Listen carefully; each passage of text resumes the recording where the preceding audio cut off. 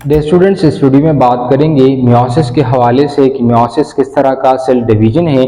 इससे पहले जो कि हमने माइटोसिस को पढ़ा, तो माइटोसिस वो डिवीजन थी कि जिसके नतीजे में दो सेल्स की फॉर्मेशन हो रही थी, लेकिन जो सेल्स थे वो आइडेंटिकल सेल्स हुआ करते थे, बिल्कुल पेरेंट की तरह, और इसमें क्रोमोसोम्स की जो नंबर थे वो बिल्कुल सेम थी as compare to the parental cell. लेकिन जो मियोसिस हैं वो बहुत डिफरेंट है as compare to mitosis. Meiosis वो डिवीजन है कि जिसके नतीजे में एक सेल चार सेल्स में डिवाइड कर जाते हैं, एक खास मैकेनिज्म के तहत, एक खास फिनोमेना के तहत, एक खास प्रोसीजर के तहत, और इसमें जो क्रोमोसोम्स की तादाद होती है वो रिडक्शन हो जाती है, यानी हाफ कर जाते हैं। तो जो मियोसिस हैं, जो माइटोसिस हैं, ये सेल साइकिल इनको कहते हैं। और सेल साइकिल के दो फेजेस होते हैं, एक को इंटरफेज बोलते हैं और दूसरे को एम फेज बोलते हैं।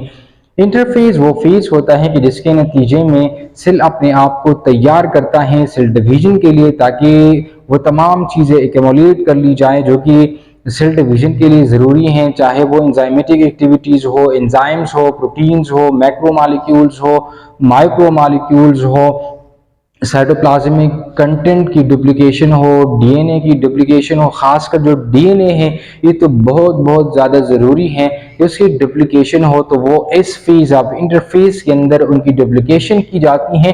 तो बिल्कुल मियोसिस और माइटोसिस से पहले ये जो इंटरफेज है ये बहुत ज़रूरी है कि सेल बिल्कुल तैयार हो, किसके लिए, एम फेज के लिए। और फिर एम फेज को दो फेजेस में डिवाइड की जाती हैं, एक को माइटोसिस बोलते हैं और दूसरे को मियोसिस बोलते हैं। जो माइटोसिस हैं ये सोमैटिक सेल्स के अंदर होता है। इन सोमैटिक सेल्स वो सेल्स होते हैं जो अदर दिन सेक्स सेल्स होते हैं। जैसे हम ह्यूमन की अगर बात करें तो ह्यूमन में एक और स्पर्म के अलावा जितने भी बॉडी के सेल्स हैं तो उनको बोलते हैं सोमैटिक सेल्स।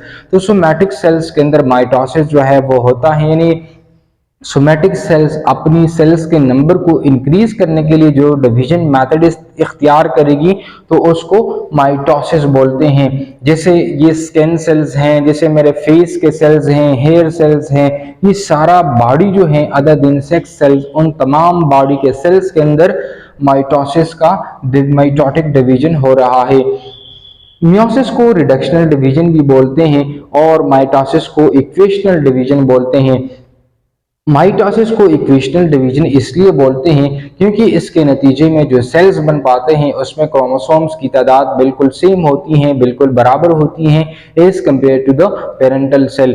और मियोसिस को रिडक्शनल डिवीजन बोलते हैं, उनकी वजह ये है कि इसके नतीजे में जो सेल्स बनते हैं, जो डॉटर सेल्स बन पाते हैं, तो उसमें क्रोमोसोम्स की तादाद हाफ कर रह जाती हैं, उसमें क्रोमोसोम्स की तादाद वो आधे होकर रह जाती हैं।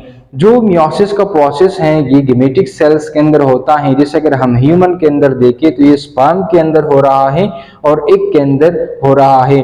जैसे स्पर्म की फॉर्मेशन टेस्टिस के अंदर हो रही है, यानी मेल के अंदर स्पर्म, और स्पर्म फिर किसके नतीजे में ये गेमेटिक सेल्स हैं और इसके अंदर मियोसिस का प्रोसेस हो रहा है। जैसे ओवरीज, जैसे फीमेल के बॉडी के अंदर एग की फॉर्मेशन वो मियोसिस के नतीजे में ये हुआ करता है। जो मियोसिस का प्रोसेस है या its take part in reproduction, यानी जो रिप्रोडक्शन है मोस्टली सेक्सुअल रिप्रोडक्शन है, तो सेक्सुअल रिप्रोडक्शन में मियोसिस का बहुत बड़ा रोल है। जैसे स्पर्म्स और एग ये सेक्सुअल रिप्रोडक्शन में हिस्सा लेते हैं और इनकी फॉर्मेशन कौन करता है, वो मियोसिस ही करता है। इसके नतीजे में जो न्यू सेल्स बनेंगे जिसमें वेरिएशन पाया जाएगी, यानी वो अपनी पेरेंट से थोड़े बहुत डिफरेंट होंगे और बिल्कुल सेम नहीं होंगे as compare to parental cell. जिसे हमने देखा था माइटोसिस के अंदर जो न्यू सेल्स बन पाते हैं तो बिल्कुल एक जैसे होते हैं, बिल्कुल सेम सेल्स होते हैं as compare to parental cell. लेकिन यहाँ पर इस तरह नहीं होगा, बल्कि उनके अंदर वेरिएशन यानी थोड़ी बहुत तगय्युर और तब्दीली यहाँ पर पाया जाएगी। क्रोमोसोम्स नंबर भी यहाँ पर हाफ कर जाएंगे, यानी मिसाल के तौर पर अगर हम ह्यूमन की बात करें तो ह्यूमन के अंदर 40 क्रोमोसोम्स होते हैं। तो जो न्यू सेल्स बनेंगे, मिसाल के तौर पर अगर एक सेल है तो एक सेल या स्पर्म सेल है तो यहाँ पर 23 क्रोमोसोम्स होंगे और यहाँ पर भी 23 क्रोमोसोम्स होंगे। Gametes form from specialised diploid cell. जो गमीट्स होते हैं यानी जो स्पर्म्स होते हैं और जो एग होते हैं, ये स्पेशलाइज्ड सेल से मिलकर बन जाते हैं कि जिसको कहते हैं स्पर्म एंड एग। और ये किस तरह बनता है? In ovaries and testis specialised cells are present which are diploid. जो टेस्टिस होती हैं, जो ओवरीज होती हैं, इसके अंदर एक खास तरह के स्पेशलाइज्ड सेल्स मौजूद होती हैं जो कि डिप्लॉइड होते हैं, यानी यहाँ पर जो क्रोमोसोम्स होती हैं वो जोड़े की शक्ल में होती हैं, वो सिंगल क्रोमोसोम्स नहीं होते बल्कि वो जोड़े की सूरत में होती हैं, और इसलिए दे आर कॉल्ड डिप्लॉइड। और इसको प्रिकर्सर सेल्स भी बोलते हैं, यानी ये इस तरह के सेल्स होते हैं जो कि डिप्लॉइड होते हैं, यानी इसके साथ जो क्रोमोसोम्स की कॉपी होती हैं वो डबल होती हैं, सिंगल नहीं होती। It's divide meiotic. ये जो प्रिकर्सर सेल्स होते हैं इसके अंदर मियोटिक डिवीजन होता है, यानी मियोसिस का प्रोसेस होता है कि जिसके नतीजे में हेप्लॉइड सेल्स बन पाते हैं। हेप्लॉइड सेल्स का मतलब ये है कि ये इस तरह के सेल्स होते हैं कि जिसमें क्रोमोसोम्स की तादाद हाफ कर रह जाती है। मिसाल के तौर पर अगर हम ह्यूमन की बात करें तो ह्यूमन के अंदर जो 46 क्रोमोसोम्स हैं, तो इसके नतीजे में जो गेमेटिक सेल्स बनेंगे, जो स्पर्म बनेंगे या जो एग बनेंगे, तो इसमें 23 क्रोमोसोम्स होंगी। और इसमें जो क्रोमोसोम्स होगी वो क्या किस तरह होगी? वो हाफ भी होगी, यानी इसमें क्रोमोसोम्स की सिंगल कॉपी मौजूद होगी। जैसे गमीट्स, तो यहाँ पर जहाँ गमीट्स की फॉर्मेशन होगी तो ये गमीट्स कुछ अरसे के लिए यहाँ पर रहेंगे ताकि रिप्रोडक्शन का फिनोमेना कर सके, ताकि फर्टिलाइजेशन का ये फिनोमेना कर सके। Meiosis occurs only in germ cell. ये सिर्फ और सिर्फ जर्म सेल्स में होता है, इन गमीट फॉर्मिंग सेल्स में ये होता है। अगर हम ह्यूमन के बॉडी को देखें सो जो मेल पेरेंट होता है वो भी डिप्लॉइड होता है और फीमेल पेरेंट भी डिप्लॉइड होता है। डिप्लॉइड को 2n से रिप्रेजेंट किया जाता है। इस n का मतलब ये है n is representing the number of DNA. So यहाँ पर डीएनए जो है वो डबल स्ट्रक्चर है और यहाँ पर भी डबल स्ट्रक्चर है, यानी इसका मतलब ये है कि यहाँ पर डबल सेट ऑफ क्रोमोसोम्स मौजूद हैं और यहाँ पर भी डबल सेट ऑफ क्रोमोसोम्स मौजूद हैं। जैसे आप यहाँ पर देख सकते हैं ये भी एक सिंगल क्रोमोसोम है और ये भी एक सिंगल क्रोमोसोम है, लेकिन दोनों के अंदर फ़र्क क्या है कि ये हेप्लॉइड हैं और ये डिप्लॉइड है। अब हेप्लॉइड और डिप्लॉइड का क्या मतलब है, बहुत आसान अल्फाज में समझने की कोशिश करें। यहाँ पर आप देखें इस रीजन को कहते हैं सेंट्रोमेयर और इस रीजन को भी सेंट्रोमेयर बोलते हैं। ये एक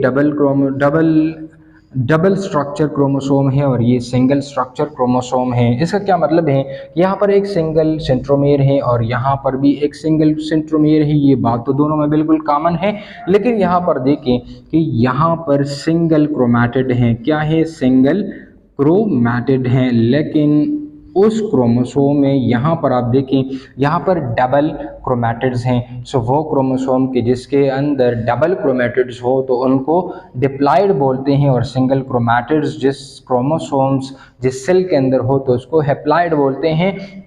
सो मेल पेरेंट भी डिप्लॉइड हैं और फीमेल भी पेरेंट भी डिप्लॉइड हैं। सो उनके अंदर जो स्पर्म्स और एग्स की फॉर्मेशन होगी तो वो थ्रू मियोसिस होगी, और मियोसिस उस तरह का डिवीजन है कि जिसमें नंबर ऑफ क्रोमोसोम्स हेप्लॉइड बन जाते हैं। यानी क्या होता है कि एक डिप्लॉइड ऑर्गेनिज्म होता है कि जिसमें 2 क्रोमैटिड्स होते हैं, डबल क्रोमैटिड्स होते हैं, लेकिन इसके मियोसिस के बाद ये वाला क्रोमोसोम इसमें रह जाते हैं। So this is called N, यानी N is representing this sperm cell is actually haploid. It's having haploid number of chromosome, और haploid number of chromosome का मतलब ये है कि इसके अंदर एक सिंगल क्रोमैटिड मौजूद हैं। इसी तरह एक के अंदर भी यही प्रोसेस होता है, मियोसिस हो जाता है, सो उनका क्रोमोसोम हाफ होकर रहते हैं। अब सेक्सुअल इंटरकोर्स के नतीजे में, सेक्सुअल रिप्रोडक्शन के नतीजे में, मेल और फीमेल के इंटरकोर्स के नतीजे में यहाँ पर ज़ायगोट बनेगा। ज़ायगोट का मतलब ये है कि आधा सेल यहाँ से आया और एक जो सेल है वो यहाँ से, यानी आधे क्रोमोसोम यहाँ से, क्योंकि ह्यूमन के अंदर अगर हम देखें तो यहाँ पर 23 क्रोमोसोम्स हैं और यहाँ पर भी 23 क्रोमोसोम्स हैं, और ये n और n मिलेंगे तो ये 2n बना लेगा, और यहाँ पर जाइगोट के अंदर 46 नंबर ऑफ क्रोमोसोम्स होंगे, यानी यहाँ पर फ्यूजन हो जाता है। और फिर इसके बाद माइटोसिस होगा, माइटोसिस के नतीजे में एम्ब्रियो बनेगा, और एम्ब्रियो के बाद फिटस बनेगा, और एक मुकम्मल ह्यूमन बॉडी की फॉर्मेशन होगी जो कि 2n होगी। 2n का मतलब ये है कि इसके अंदर जो क्रोमोसोम्स होंगे वो डबल, उनके अंदर सिंगल क्रोमैटिड नहीं होगा बल्कि डबल क्रोमैटिड्स होंगे। और फिर इसके बाद क्या होगा कि जब इसी ऑर्गेनिज्म के अंदर स्पर्म और एग की फॉर्मेशन होगी, दोबारा से मियोसिस का प्रोसेस होगा, और दोबारा से जो डबल क्रोमैटिड्स क्रोमोसोम है वो सिंगल क्रोमैटिड क्रोमोसोम्स में कन्वर्ट हो जाएंगे। और फिर इसके बाद इसके जो सेक्सुअल इंटरकोर्स होगा, सेक्सुअल रिप्रोडक्शन होगा, फिर इसके नतीजे में 2 सेल्स कंबाइन होंगे, फ्यूजन होगा, फर्टिलाइजेशन होगा, ज़ाइगोट की फॉर्मेशन होगी, फिर एम्ब्रियो बनेगी, एम्ब्रियो से फिटस बनेगा, फिटस से ह्यूमन की मुकम्मल बॉडी बनेगी, और फिर इसके अंदर एक ह्यूमन की मुकम्मल बॉडी के अंदर 46 क्रोमोसोम्स होंगे। और इस 46 क्रोमोसोम्स का मतलब ये है कि ये जो ऑर्गेनिज्म है it is actually diploid. Diploid का मतलब ये है कि इसके अंदर डबल क्रोमैटिड्स वाली क्रोमोसोम्स हैं। हर एक क्रोमोसोम की हर एक सेल के अंदर उसकी एक एक कापी मौजूद होगी। मिसाल के तौर पर एक डिप्लॉइड सेल है कि जिसके अंदर मियोसिस हो रहा है, तो मियोसिस 2 फेजेज में मुकम्मल होता है। एक मियोसिस 1 कहलाता है और दूसरा मियोसिस 2 कहलाता है। मियोसिस 1 ओरिजिनली ये रिडक्शनल डिवीजन होता है कि जिसमें क्रोमोसोम्स की तादाद हाफ होकर रह जाती है, यानी क्रोमोसोम पेयर से अनपेयर की तरफ चले जाते हैं। मिसाल के तौर पर ये कोई एक डिप्लॉइड ऑर्गेनिज्म है कि जिसके अंदर जो क्रोमोसोम्स हैं वो पेयर की सूरत में मौजूद हैं, जो उसके क्रोमैटिड्स हैं वो डबल क्रोमैटिड्स हैं, लेकिन ये सिंगल क्रोमैटिड्स में कन्वर्ट हो जाएं तो this division is called reductional division, और दिस इज कॉल्ड मियोसिस 1। और मियोसिस 2 में फिर 4 सेल्स बनेंगे, और ये सारे के सारे जो सेल्स होंगे ये हैप्लॉइड होंगे, यानी ये क्रोमोसोम जो है वो अनपेयर की सूरत में यहाँ मौजूद होगा। तो क्रोमोसोम पेयर से अनपेयर हो जाएंगे, तो इसका मतलब ये है कि यहाँ पर रिडक्शनल डिवीजन हुआ है, और रिडक्शनल डिवीजन का मतलब ये है कि यहाँ पर एक्चुअली मियोसिस हो रहा है। Chromosomes are present in the form of pairs in our body. जो क्रोमोसोम्स होते हैं वो एक्चुअली इस फॉर्म में हमारे बॉडी के अंदर मौजूद होती हैं। जो 46 क्रोमोसोम्स हैं तो 23 पेयर्स इसी पेयर्स के सूरत में मौजूद होती हैं। 46 number of chromosomes in our body cell, so उनके 23 पेयर्स बनेंगे। Now what is the definition of meiosis? Meiosis के डेफिनेशन आप कैसे करेंगे? So it is the type of cell division. ये सेल डिवीजन की एक टाइप है during which the diploid number of chromosomes are reduced to haploid in each daughter cell. ये वो डिवीजन है कि जिसके नतीजे में एक सेल 4 सेल में डिवाइड कर जाएंगे, लेकिन उसमें क्रोमोसोम्स की तादाद हाफ होकर रह जाएगी। इसमें क्रोमोसोम्स की तादाद क्या हो जाएगी कि पेयर से अनपेयर की तरफ चली जाएगी। या उनकी डेफिनेशन आप ये भी कर सकते हैं, it is the special type of division of germ cells in sexually reproducing organisms that produces the gametes, the sperms और eggs cells। ये क्या है? एक ख़ास स्पेशलाइज्ड टाइप ऑफ डिवीजन है जो कि जॉर्म सेल्स के अंदर होता है, और ये सेक्सुअली रिप्रोड्यूसिंग ऑर्गेनिज्म के अंदर सिर्फ होता है कि जिसके नतीजे में गमीट्स और स्पर्म्स की फॉर्मेशन होती है। The genetic material from parental and maternal copies of each chromosome is crossed over, यानी यहाँ पर क्रॉसिंग ओवर हो जाती है। क्रॉसिंग ओवर का मतलब ये है कि जो क्रोमैटिड्स के सेगमेंट्स होते हैं वो क्रॉस ओवर कर जाते हैं और वो एक दूसरे के साथ मिक्सअप कर जाते हैं, creating new combinations on each chromosome. So उनकी वजह से न्यू कॉम्बिनेशंस बन पाती हैं। सो इसका मतलब ये है कि जो डॉटर सेल्स होंगे वो पेरेंट सेल से मुख्तलिफ होंगे as compare to parent cell. यानी जो हमने माइटोसिस के अंदर देखा था, जो सेल्स होंगे वो बिल्कुल आइडेंटिकल सेल्स होंगे पेरेंटल सेल के, लेकिन यहाँ पर जो है डिफरेंसेस मौजूद होगी, और ये differences its due to crossing over. Meiosis occur in all sexually reproducing single-celled as well as multicellular organisms।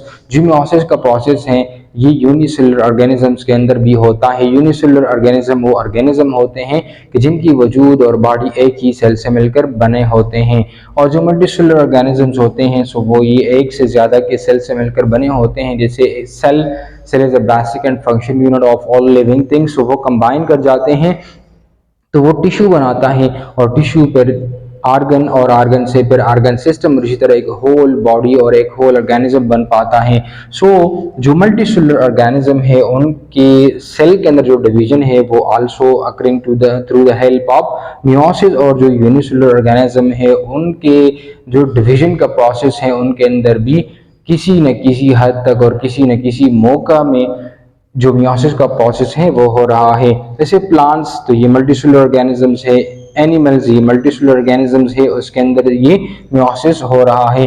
Fungi ये मल्टीसेलुलर भी हो सकते हैं, यूनिसेलुलर भी हो सकते हैं, तो उनके अंदर भी मियोसिस का प्रोसेस हो रहा है। Meiosis begins with diploid cell, जो मियोसिस का प्रोसेस है ये हमेशा 2n यानी डिप्लॉइड सेल से शुरू होता है, which contain 2 copies of each chromosome, जिनके पास डबल क्रोमोसोम्स यानी डबल क्रोमैटिड्स मौजूद होते हैं, यानी each chromosome having its copy, जिसे होमोलॉग्स बोलते हैं। Each homologue consist of 2 identical sister chromatid, उनके पास 2 क्रोमैटिड्स मौजूद होते हैं जिसको सिस्टर क्रोमैटिड बोलते हैं, और इस सिस्टर क्रोमैटिड को होमोलॉगस क्रोमैटिड भी बोलते हैं, यानी ये बिल्कुल एक जैसे होते हैं, एक दूसरे की कॉपी होती हैं। Exchange of genetic information bye homologous recombination, उनके अंदर जो रिकम्बिनेशन का प्रोसेस है यानी एक्सचेंज ऑफ क्रोमैटिड है तो वो through the help of homologous recombination होता है। सो इसी की वजह से वेरिएशंस आती हैं, इसी की वजह से जो डॉटर सेल्स होते हैं वो थोड़े बहुत अपने पेरेंट के हिसाब से डिफरेंट होते हैं। In the first meiotic division homologous are segregated, ये जो है एक दूसरे से अलहदा कर जाते हैं। जो पहले जो मियोसिस 1 होता है ये इसी तरह एक दूसरे से अलहदा होते हैं। In some plants fungi and protist meiosis results in the formation of spores, बाज़ ऐसे प्लांट्स भी हैं फंजाई के अंदर जो सेक्सुअल रिप्रोडक्शन होता है तो इसी के नतीजे में जो मियोसिस हो तो वो स्पोर्स की फॉर्मेशन में हेल्प करते हैं। Meiosis does not occur in archaea and bacteria, bacteria और आर्किया के अंदर जो मियोसिस का प्रोसेस है वो नहीं हो रहा। Generally reproduce asexually bye binary fission, जो आर्किया होता है और जो बैक्टीरिया होता है वो जनरली एसेक्सुअली तरीके से बाइनरी फिशन के जरिए से अपनी नस्ल को बढ़ाते हैं, अपनी नस्ल को इंक्रीज करते हैं। सो ये था आज का हमारा class, what is meiosis, what is the background of meiosis, और मियोसिस को समझने के लिए हमने बड़ी तफसील के साथ इसको मुतालिया किया। आपके जहन में कोई सवाल, कोई कन्फ्यूजन हो तो आप कमेंट बॉक्स में ज़रूर पूछ सकते हैं।